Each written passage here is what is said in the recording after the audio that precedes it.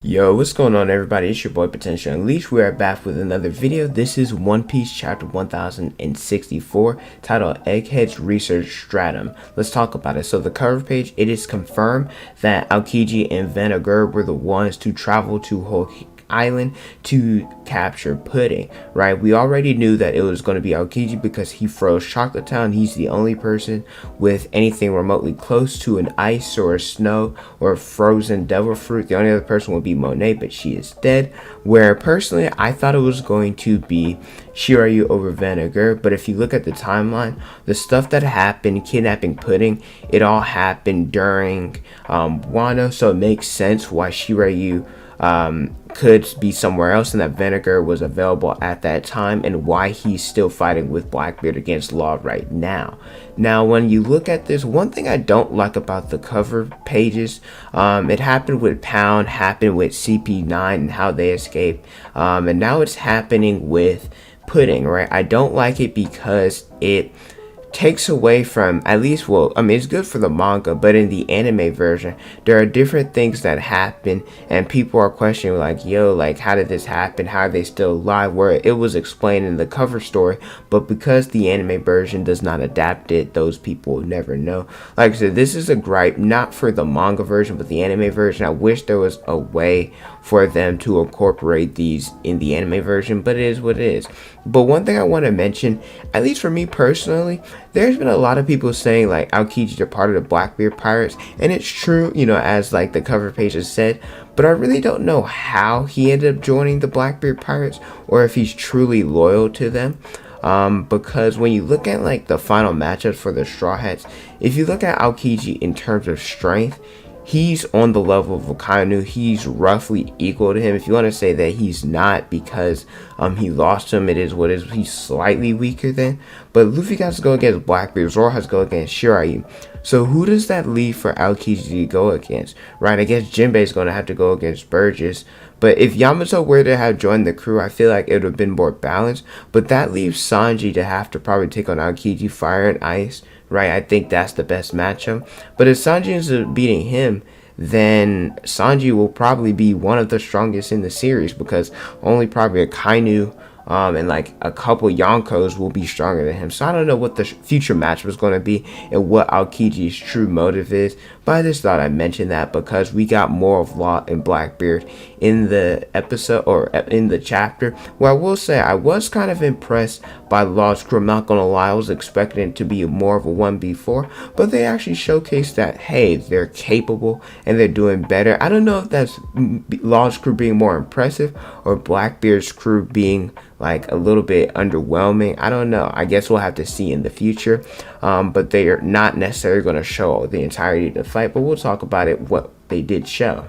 Law's clashing against Blackbeard, where Law's using his awakened devil fruit, because Blackbeard obviously has two devil fruits. Not really sure about his hockey yet, but Law, he uses Rirum, he uses Krum, where Blackbeard, he uses Quake Clash, and then Doc, he uses some of his abilities, but Law orders his crew to do stuff, and apparently because they, I don't know if they have devil fruits, or if, I assume they don't because they went into the water, but they have a lot of, I guess, experience on the water because of the harsh conditions of the North Blue, and also because they're the Polar Tang, they're a submarine, so maybe they have better control underwater. But his crew's actually doing his own, right? Where Gene Bart, he ends up protecting Law, you know, stepping in for Agur's blast, and so Law hits Blackbeard with a Krum, and Blackbeard's like, yo, I wasn't expecting this of your devil fruit. Where Law's going crazy, right? And then Agur's like, yo, you know, we might have to retreat. Blackbeard's like, F all that, right? We came here to defeat Trafalgar Law. And so they're going in, you know, clashing back and forth, where he finally uses his Yami Yami no Mi. And I want to see how, you know, Law's going to handle that, because it basically negates devil fruit powers, right? And so Law, he's like, and I said this in my video about Law the other day, I was like, I wonder, like, if the requirement for the Blackbeard pirates is to use, and everybody has to have a devil fruit, where Law was like, yo, it's kind of sucks, you know, having all these dead weight or these anchors on your crew. Blackbeard's like, well, you know, with the devil fruits giving you all this extra strength, right, I think it's well worth the trade-off, right? Then we cut to the prison, right? We see Pudding there. Pudding is like, yo, like, you know, if Mama's still alive, she's not gonna let you get away with this. Word, they're like, please, right? We're going against the killer, or Big Mom's presumed killer right now, right? It for the new era, right? The young people always are going to go against or surpass the older generation, right? And so we cut to Akanu, whether there's news about Blackbeard and Law going in, where they're talking about, at least Akanu's like, yo, he said, you gotta wait till this happens for us to settle what we're doing. And I was questioning at first, maybe they're talking about, trying to capture Law, because we saw with like Green Bull how he pulled up on Wano. Maybe that's what it is. So whoever the loser is at this, whether it's Law, whether it's Blackbeard, they might actually get captured and sent to Impel Down by the Marines. I don't think it's Blackbeard. Like I said, he has to go against Luffy in the future, so more likely than not, something's going to happen to Law. But I am happy that we got at least some of the fight. Like I said, I wasn't asking for it to be Luffy versus Kaido in terms of length, but just little nitbits and snippets of it here and there, that satisfies me. We cut back to Luffy and his crew, where we know in the last chapter they were going against the Pacifista, where Jinbei is questioning, well, first off, Bonney changed all of their ages, made some of them older, made some of them younger to escape. The Pacifista was no longer going after him.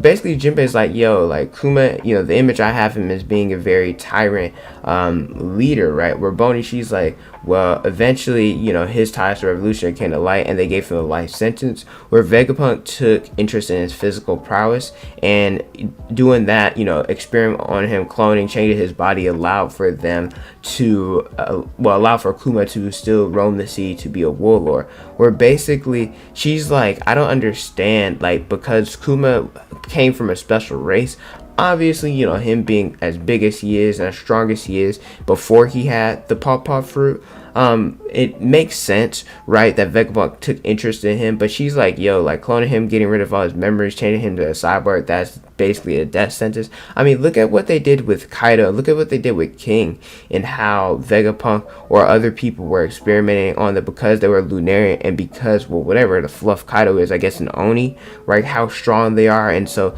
with King, they used his Lunarian DNA to make the Seraphims, and then Kuma, the Pacifistas. So Vegapunk, I don't know, like, because of what happened later in the chapter, like, I'm kind of confused, like, what side Vegapunk really is on, right? Like, I don't know if revolutionaries, like, for herself or himself or themselves, or like the pirates. I really don't know. The last part of the chapter, this was a chapter that was jumping around, right? Law and Blackbeard, Luffy's crew, then Zoro's crew, and how the rest of the crew, they're going up to Egghead Island now, and so they finally get to change. Nami and Robin, they're in like the same sexy type outfits that Bonney's in.